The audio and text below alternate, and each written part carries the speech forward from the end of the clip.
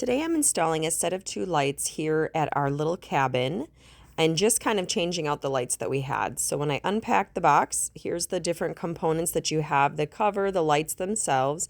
It did come with the screws and the caps for the wiring. And this is my first time actually doing any type of an electrical install. So I was pretty impressed with myself. It was pretty self-explanatory. Match the color wires to the color wires, put your gray caps on. So this is what I was taking off. However, our cabin, because of the way that we had the lights on here, we don't have boxes at which this is going over the top, so that there was an easier way to hide the wires.